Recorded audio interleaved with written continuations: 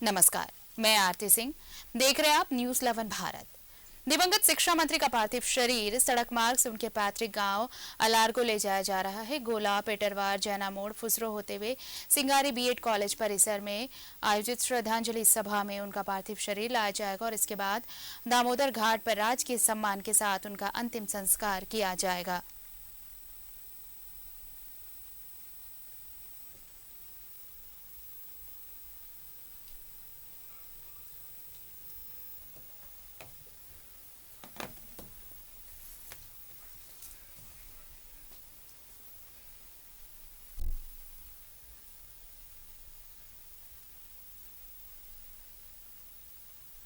और सहयोगी अजय लाल हमारे साथ जुड़ रहे हैं। डुमरी चलते हैं। अजय, अब क्या पार्थिव शरीर वहां ले आया क्या है अंतिम दर्शन के लिए? भी थोड़ा वक्त है। जो जानकारी मिली है कि गोला के पास उनका पार्थिव शरीर पहुंच चुका है, क्योंकि जगह जगह जहां जहां लोग उन्हें देख रहे हैं, उनके पार्थिव शरीर को गाड़ी रोकनी पड़ रही है। लोगों की इतनी ज्यादा भीड़ है और पूरे इलाके में जैसे ही आप पेपरवार क्रॉस करेंगी, उसके बाद से पूरे बोकारो से लेकर नवाडी, पूरे डुमरी तक जगह जगह बैनर पोस्टर लगे हुए हैं, तो उन्हें आने में थोड़ा वक्त लगेगा। लेकिन फिलहाल आरती, मैं एक ऐसी तस्वीर आपको दिखाने की कोशिश करता हूं। शायद जगन्नाथ महतो लगातार ये बोलते रहे थे कि वो सरकारी स्कूलों को निजी स्कूलों के माफिक बनाना चाहते हैं। वर्ष 2006 में जगन्नाथ महतो ने देवी महाविद्यालय, देवी महतो स्मारक इंटर महाविद्यालय की स्थापना की थी। इस बिल्डिंग को आप देख लेंगे कि तो लगेगा कि कैसे 10वीं पास शिक्षा मंत्री शुरू से ही, जब वो शिक्षा मंत्री नहीं थे, तब से स्कूलों को लेकर, बेहतरी को लेकर लगातार प्रयास करते रहे थे।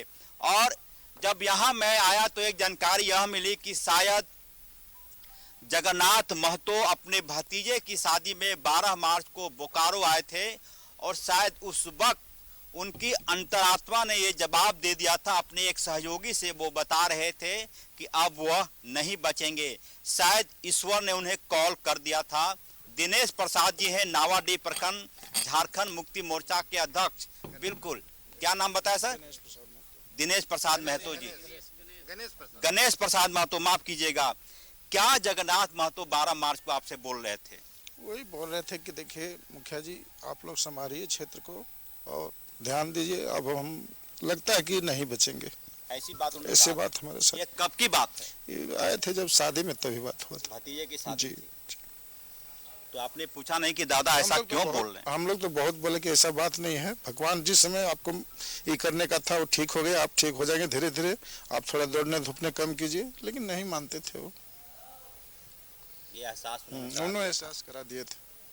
और फिर क्या और बातचीत हुई थी? बहुत तरह का बात हुआ क्षेत्र में कि हमारे परिवार को देखिए आप लोग एक बार फिर।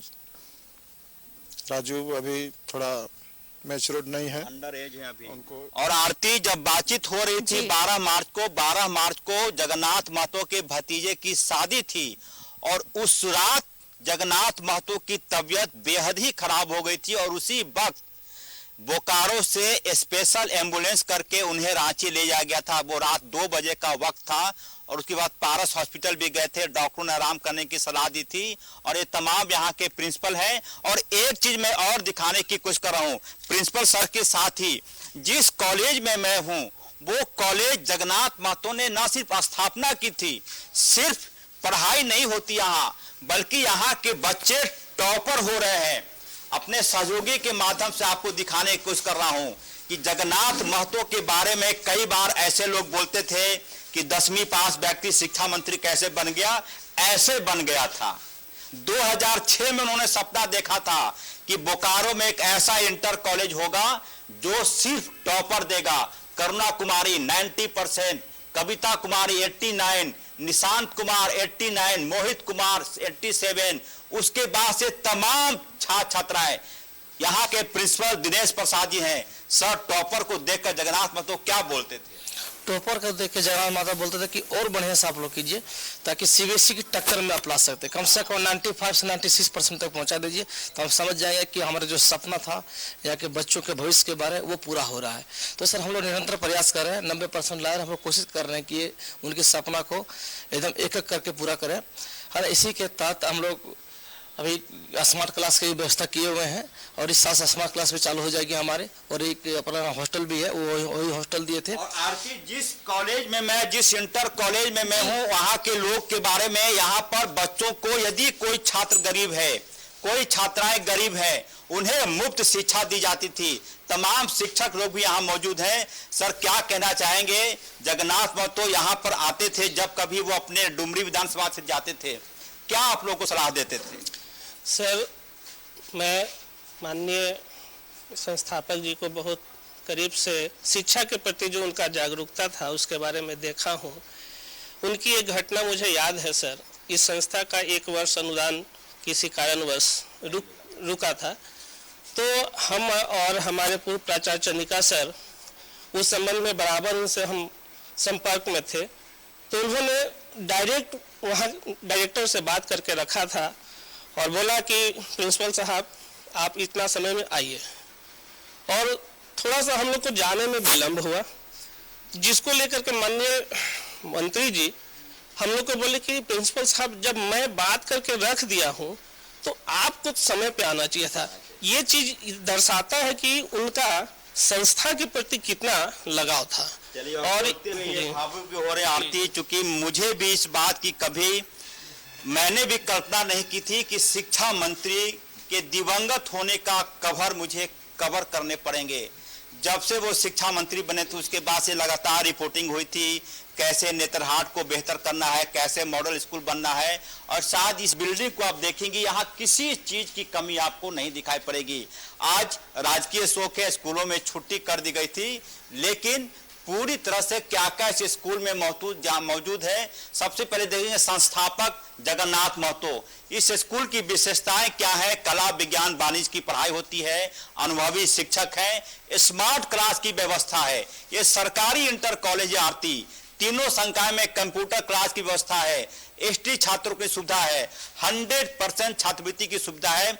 ये सब कहने के पीछे का मेरा उद्देश्य यह है आरती कि जब कभी झारखंड की शिक्षा व्यवस्था के बारे में चर्चा होगी, एक शख्स का नाम जरूर लिया जाएगा, वो शख्स है जगन्नाथ महतो। आरती, बिल्कुल, ये नाम अब जहन में हमेशा के लिए रहने वाला है।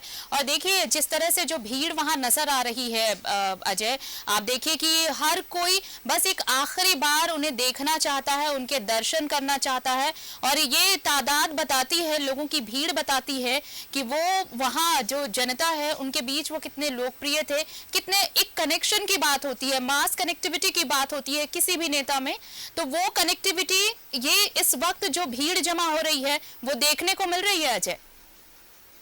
बिल्कुल आरती, देखिए जगन्नाथ महतो के बारे में कई ऐसी कहानियां मौजूद हैं जिसकी चर्चा आपसे मैं करना शुरू करूं तो हो सकता है शाम हो जाए।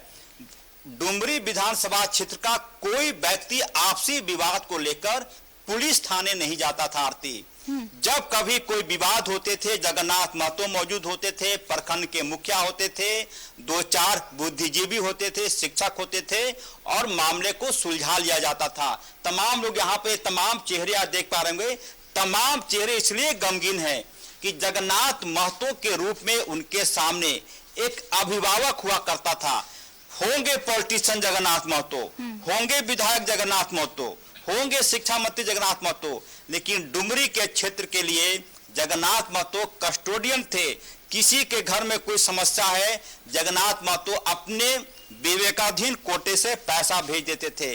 किसी के घर में कोई शादी है, और शायद आरती मुझे बोलते हुए अफसोस हो रहा है कि ईश्वर कई बार नाइंसाफी भी कर देता है, अच्छे लोगों को धरती पर बहुत देर वो नहीं रहने देता। कई ऐसी कहानियां हैं, जब आपने सुना हो कि कोई आदमी बहुत बेहतर कर रहा है, अच्छा कर रहा है, उसके चेहरे पर कोई दाग नहीं, पूरा जीवन बेदाग, ईश्वर शायद ऐसे लोगों को जल्द धरती से उठा लेता है। कई ऐसे इतिहास में पुरुष हुए, कई ऐसे नाम हुए जिनकी जरूरत थी भारत को, जिनकी जरूरत थी झारखंड की, लेकिन शायद ईश्वर भी अपने आसपास अच्छे लोगों को रखता है। जगन्नाथ महतो की कमी कैसे पूरी होगी, कुछ और लोगों से मैं बात करता हूँ। पूरा चेहरा इनका देखेंगे गंभीर है, आंखों में लगता है कि कब आंसू टपक जाएगा कहना मुश्किल है। सर, जगन्नाथ महतो को कितना मिस करेंगे?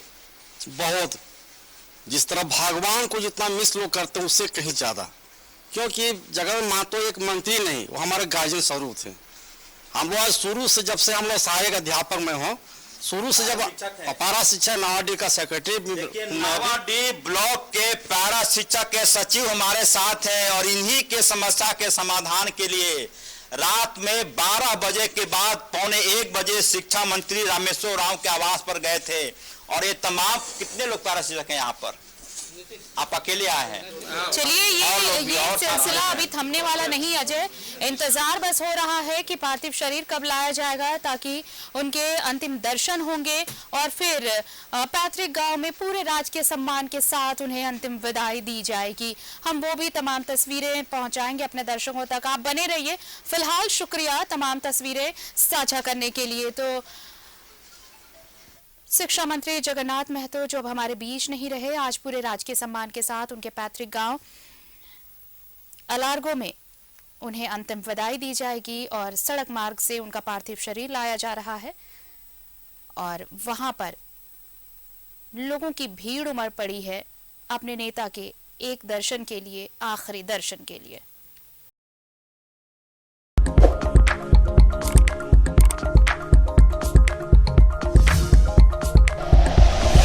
Like and share videos, subscribe करें हमारा चैनल और प्रेस करें बेल आइकॉन। न्यूज़ 11 भारत, सच है तो दिखेगा।